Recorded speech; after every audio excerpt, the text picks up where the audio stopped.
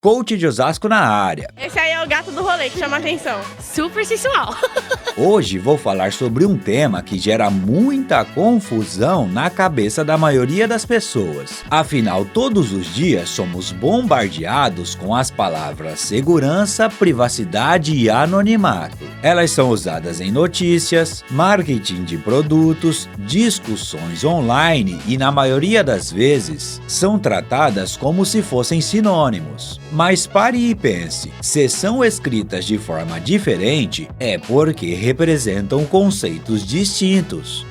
O entendimento preciso desses três pilares não é apenas um exercício intelectual ou semântico reservado a entusiastas de tecnologia. Na verdade, deveria ser o primeiro passo para qualquer pessoa que queira construir uma estratégia de defesa digital eficiente, pois isto o ajudará a escolher as ferramentas certas para cada situação, sem se deixar levar por promessas vazias ou a perigosa ilusão de estar seguro. Como sou foda e humilde, para facilitar seu entendimento, ligarei o modo lúdico e te levarei para um passeio por um shopping center. Também usarei analogias para entender de uma vez por todas o que cada um desses conceitos significa, onde se encontram e onde conflitam. Começando pela privacidade, que em sua essência representa controle, consentimento e estabelecimento de limites. É a capacidade de escolher quais informações sobre você serão coletadas, processadas e compartilhadas, com quem e em qual contexto. É o direito de ter um espaço físico ou digital onde não está sendo observado ou monitorado. Imagine que está passeando pelo shopping. Sua presença é pública. As câmeras de segurança te filmam, os lojistas te veem e as pessoas te reconhecem, te tornando identificável.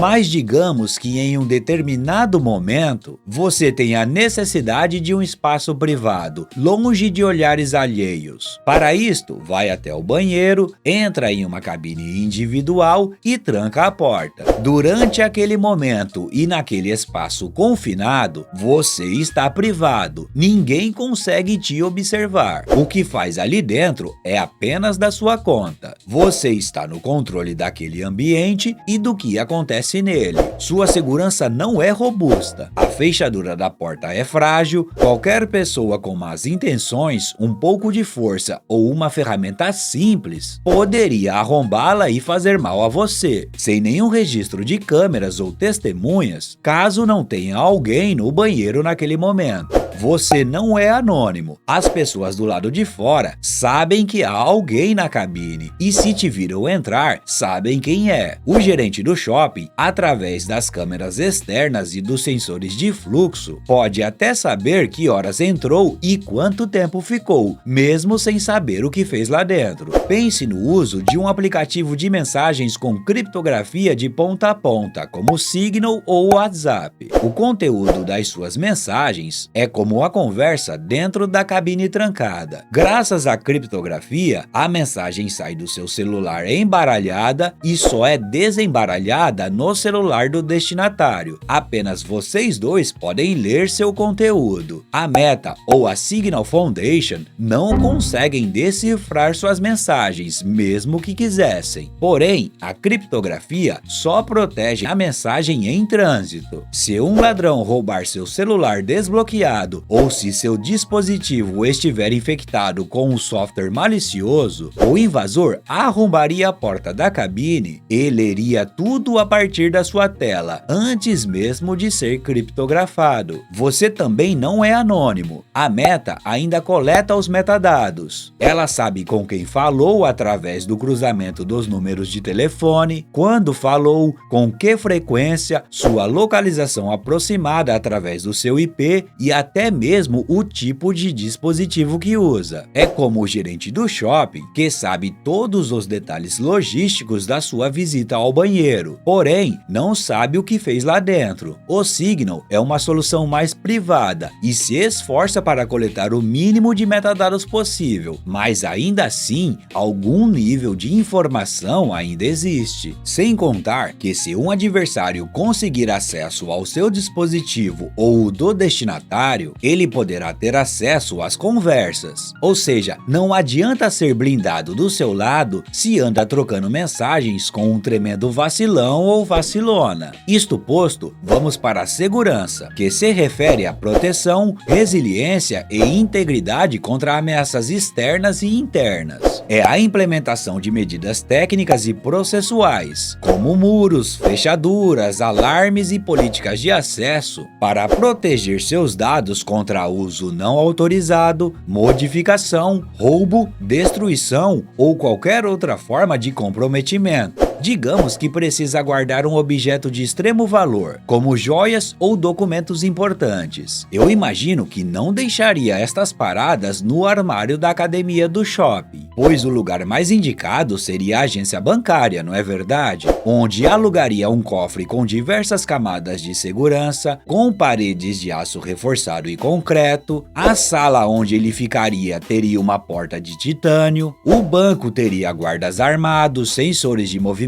e pressão, além de câmeras de vigilância registrando tudo 24 horas por dia, 7 dias por semana. Isto seria um sistema projetado para ser extremamente difícil de ser violado por bandidinhos. Entretanto, teria que abrir mão da sua privacidade em relação ao banco, pois para alugar o cofre, você terá que passar por um processo de identificação rigoroso e o banco saberia seu nome, telefone, endereço e CPF. E cada acesso seu ao cofre seria filmado e registrado. O banco te forneceria segurança, mas em contrapartida, seria um observador constante de suas ações. E em circunstâncias legais, como uma ordem judicial, ele poderia ser forçado a abrir seu cofre e revelar seu conteúdo para as autoridades. Pense em armazenar seus arquivos em um serviço de nuvem como o Google Drive ou OneDrive, usando uma senha forte, única e autenticação de múltiplos fatores. Seus arquivos estão em data centers que são verdadeiras fortalezas digitais, com redundância geográfica, proteção contra desastres naturais, segurança física de nível militar e equipes de especialistas em cibersegurança trabalhando constantemente para impedir ataques.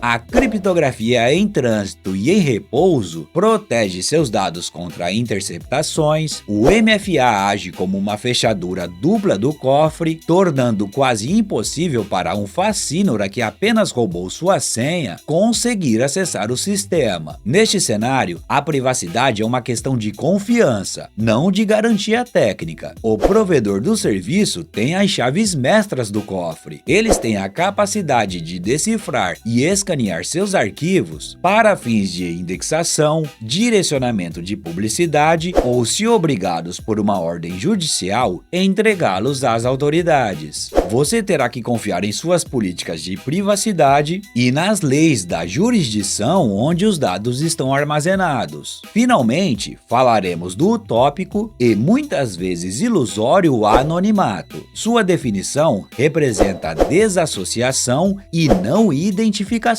É a capacidade de realizar uma ação ou se expressar publicamente sem que isso seja vinculado à sua identidade real ou quaisquer outras ações que eventualmente tenha feito. Digamos que queira visitar o shopping, mas não quer que ninguém consiga te identificar ou relacionar sua visita de hoje com a de um outro dia. Para isto, veste uma máscara ultra realista que muda suas feições, uma roupa genérica e folgada que esconde seu tipo físico, sapatos que alteram sua altura e forma de andar, luvas para não deixar impressões digitais, usa um modificador de voz e para pagar suas suas compras apenas dinheiro em espécie previamente sacado de diversas fontes diferentes. Neste cenário, suas ações como comprar um livro ou tomar um café serão públicas, mas não poderão ser atribuídas à sua identidade real. Você seria um fantasma nos registros do shopping.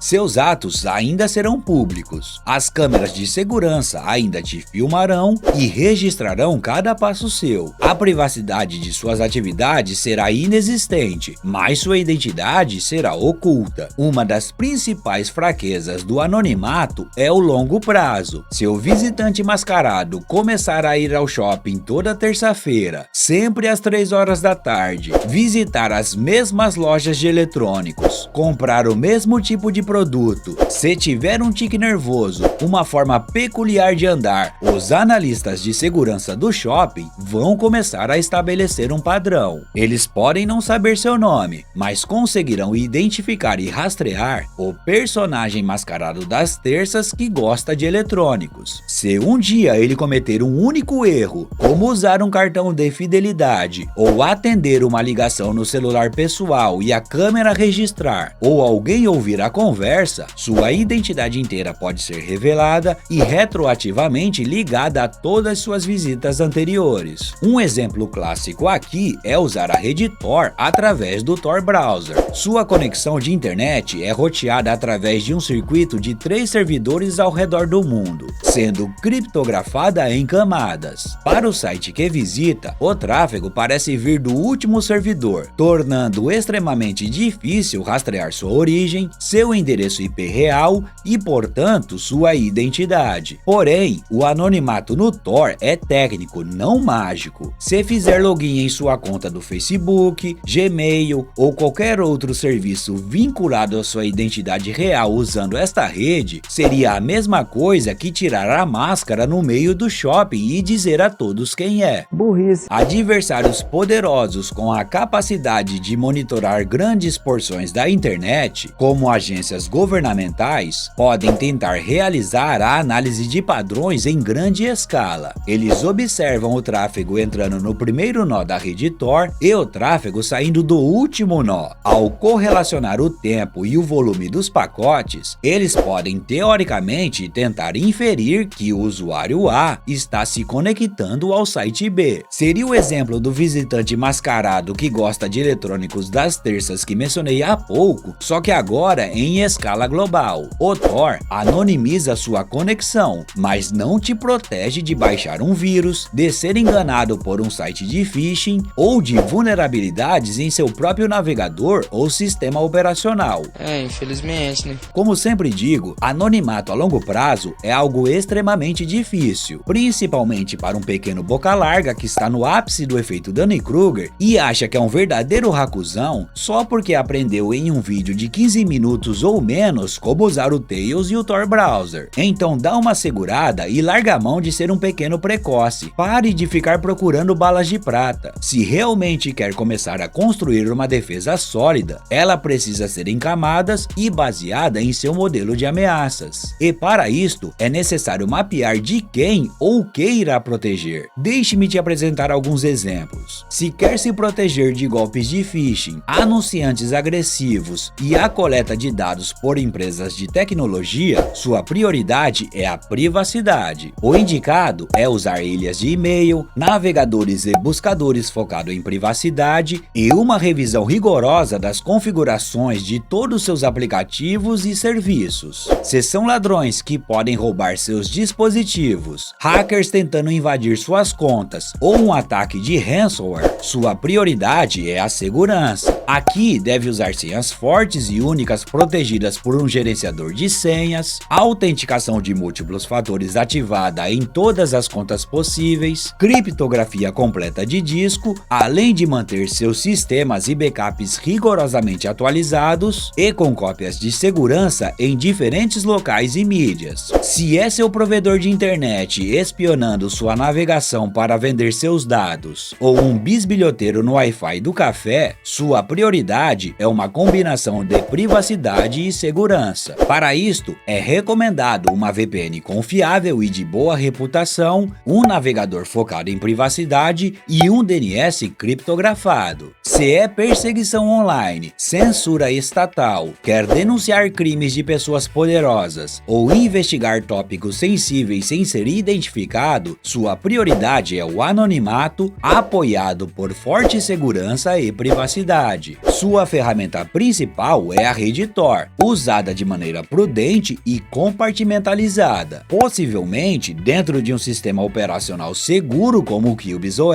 ou amnésico como o Tails. Vale mencionar que estes são apenas alguns exemplos. Tem uma playlist dedicada a este tema aqui no canal chamada Fique na Moita, com mais de 40 vídeos para te ajudar nesta briga. E mesmo assim, ela sozinha não será suficiente, pois ainda tenho dezenas de temas para apresentar. Se eu puder te dar um humilde conselho, maratone o bagulho e fique ligado nos próximos vídeos que virão.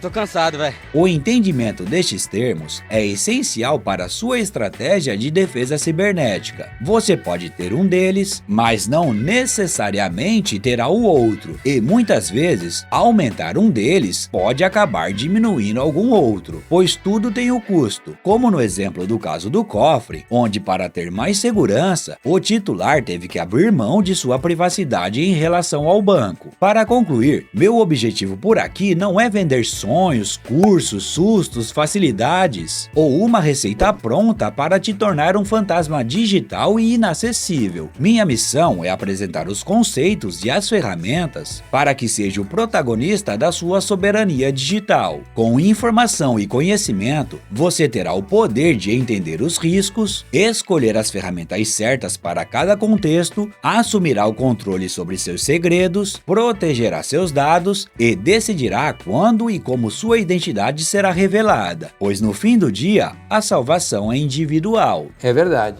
Ao compreender esses conceitos, você deixa de ser apenas um passageiro rodando por inércia nessa imensa e turbulenta rodovia de informações digitais e assume o volante como um piloto consciente da sua própria jornada cibernética. Que demais! Chegamos ao final, obrigado por ficar até aqui, espero que este vídeo tenha sido útil para você e se foi, não esqueça do like, de se inscrever aqui e compartilhar com os amigos e familiares. Se quiser ajudar este velho pombo comprar alpiste para as crianças, considere se tornar membro deste humilde canal. É só clicar no botão Seja Membro aqui embaixo ou no link da descrição. Isto vai me ajudar muito nesta barra que é criar para você. E se é por falta de adeus, até logo.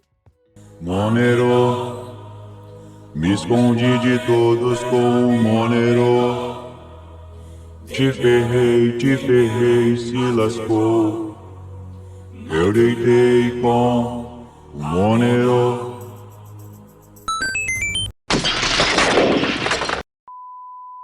Som nem bem nem sim, som com flim, no, to fly, to fling, to flazing.